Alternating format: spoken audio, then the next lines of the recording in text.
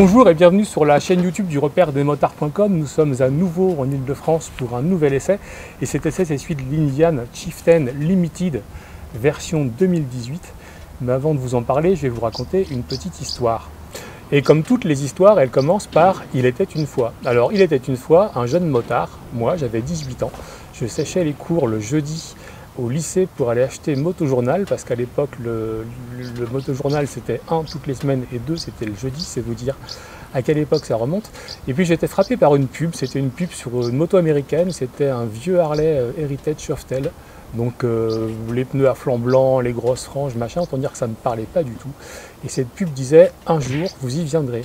Alors moi je trouvais ça bizarre que premièrement on me dise sur quoi j'allais rouler 30 ans plus tard, et puis que deux, je puisse un jour être attiré par ce genre de monstruosité à roulettes pleine de chrome, de lanières avec des performances de mobilette enragée.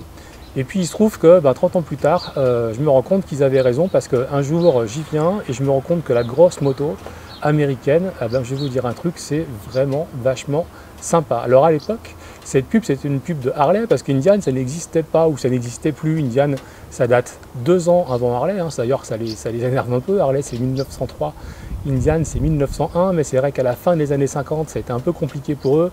Pour vous dire le niveau de la déprime, ils ont même tenté d'importer des Royal Enfield venus d'Inde, ils les repeignaient en rouge, ils mettaient Indian dessus. Ils essayaient de refourguer ça sur le marché américain pour dire les choses poliment. Le succès fut, on va dire, assez mitigé. Et puis pendant en gros 40 à 50 ans, il n'y a plus eu d'Indian du tout, avant que la marque eut d'abord une première tentative de résurrection, plus ou moins réussie. Puis le groupe Polaris l'a racheté, en a fait une gamme complète, a fait des choix stratégiques en coulant Victory pour vraiment mettre l'accent sur Indian. Et Indian aujourd'hui se positionne un petit peu au-dessus en gamme de Harley-Davidson. Alors la question c'est, est-ce que c'est vraiment justifié? J'ai tendance à dire oui. Alors oui, pourquoi? Parce que effectivement on va dire que si on prend un bagger dans ce genre-là, la Chieftain Limited, dans cette version-là, elle coûte, je vais vous faire ça à la louche, à peu près 2000 € de plus qu'une Harley-Davidson Street Glide. Alors est-ce que c'est justifié? Quand on regarde le niveau de finition, quand on regarde les traitements de surface, quand on voit, moi je suis assez amoureux des formes de ce moteur qui fait vraiment moteur à l'ancienne, quand on regarde la qualité du système d'infodivertissement, la fonctionnalité, les graphismes, etc., j'aurais tendance à dire qu'on n'est pas volé sur la marchandise. Et puis ce qui s'est passé, c'est qu'en fait Indian a fait des motos plus récentes, ce qui ringardisait un petit peu les Harley. Il y avait vraiment une grosse différence en termes d'agrément moteur et en termes tenue de route, parce qu'on a un cadre avec des composés d'aluminium, donc ça tient extrêmement la route des Harley de l'époque. Puis Harley s'est réveillé, c'est des cycles comme ça. Donc il y a eu la génération Milwaukee 8, il y a eu les nouveaux moteurs 107 et 114, il y a eu les nouveaux châssis, les nouveaux Softail, donc ils sont vraiment revenus à niveau. Et du coup Indian a remis un petit coup de boost en fait sur le millésime 2018.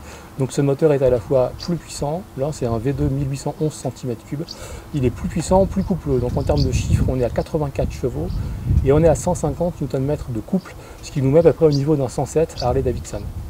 Mais ça, c'est les chiffres. Et les chiffres, on s'en fout un peu parce que, 1, on n'est pas des comptables, et 2, si on aime la moto, c'est parce qu'il y a des émotions.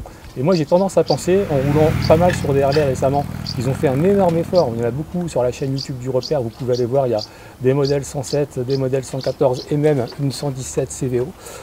Mais j'ai tendance à préférer encore, malgré tout, ce moteur Indian. Pourquoi? Parce que je le trouve un peu plus souple, je le trouve encore un peu plus rond. Et puis dans cette version 2018, il est très onctueux de 1000 à 3000 tours. Et puis en fait, il est étonnamment vif et réactif de 3000 à 4500. La zone rouge est à 5000, ça sert à rien d'aller tirer dedans. Mais en fait, je trouve qu'ils ont réussi à capter, je dirais, toute l'âme des gros moteurs à l'américaine, et ça glougloute en sonorité. On vous fera écouter le son tout à l'heure. Il y a vraiment un son qui est très plaisant, qui n'est pas trop présent, mais qui est vraiment très plaisant, très prenant. Et je trouve qu'en termes de sensation, moi ça me parle un tout petit peu plus. Alors c'est déjà très bien en face, mais là il y a un petit peu d'émotion supplémentaire qui ont tendance à me parler. La différence, je trouve aussi que le système d'infodivertissement est plus complet, plus réactif, plus facile à manier et plus moderne dans ses graphismes. Les nouveaux Komodo ici sur ce modèle 2018, où en fait une fonctionnalité où on zoome avec le GPS ici, on fait dérouler les menus là. La radio ça se gère là très facilement, il y a des warnings, il y a un appel de phare qui n'existait pas avant. Et puis là c'est assez simple, régulateur des vitesses, bulle électrique, et vous avez tout ça en face de vous. Et puis ce que je trouve bien aussi sur cette moto, parce que c'est quand même un gros morceau qui fait 373 kg, donc ça pourrait être carrément intimidant, c'est qu'en fait une fois qu'on est dessus, alors évidemment les manœuvres à l'arrêt, toujours un peu attention, pas trop de gîte à très basse vitesse. Une fois qu'on est dessus, c'est bluffant d'autostabilité. C'est vrai qu'on fait un demi-tour, quasiment sans poser le pied par terre si on a un petit peu de largeur. Ça braque un peu moins qu'une Street Glide, hein, faut l'admettre, mais c'est très autostable à basse vitesse. Et puis ça tient un tout petit peu mieux la route, ça se dandine un peu moins quand on la bouscule. La garde au sol, évidemment, comme tous ces gros trucs là, on arrive à toucher assez vite, mais le seuil de frottement, je dirais, est un petit peu plus loin. Et pour le reste, ben, c'est un vrai bonheur, c'est-à-dire que le moteur est onctueux, c'est très confortable, c'est plus confortable en suspension. Et en selle, je suis pas sûr, j'ai tendance à penser que oui, mais en suspension, ça l'est plus que la moto concurrente. La bulle électrique protège un petit peu mieux aussi qu'en face, parce qu'on peut monter comme ça et on a de l'air qui arrive un petit peu sur le haut du casque, alors qu'en face, ça arrive quand même directement dans la tronche.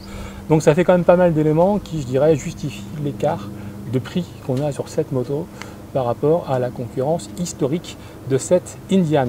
Alors pour revenir à l'histoire du début, il était une fois un jeune motard qui s'offusquait qu'on lui dise qu'un jour il y viendrait. Mais figurez-vous qu'avec la maturité, l'expérience de conduite, la recherche d'autres sensations sur la route, la répression routière, parce que 80 à l'heure sur une sportive, je ne vous raconte pas la plaie, l'envie de voyager un peu plus souvent aussi, ben, il se trouve que ouais, un jour en fait je vais y venir à cette réserve près, c'est que ça vaut quand même 28 000 €. Donc je ne dis pas que ça ne les vaut pas, au contraire, hein, je pense qu'en termes une fois de qualité de construction, de qualité perçue, on est un cran au-dessus et le positionnement premium me semble assez justifié hein, par rapport à la concurrence américaine d'Indian, Harley hein, pour ne pas les citer. Donc ça les vaut, c'est pas accessible pour moi, c'est clair, à moins de faire des mensualités sur 4000 ans et de refiler ça à tous les enfants que je n'ai pas encore fait. Toujours est-il que du cruiser, il y en a plein, du haut de gamme, il y en a plein sur le site lerepairedesmotards.com, sur la chaîne YouTube. Donc si vous aimez les motos américaines, n'hésitez pas à vous inscrire sur la chaîne, il faut cliquer en bas. Il y a plein d'autres motos à voir et à venir sur la chaîne. Merci à vous, bisous. Merci.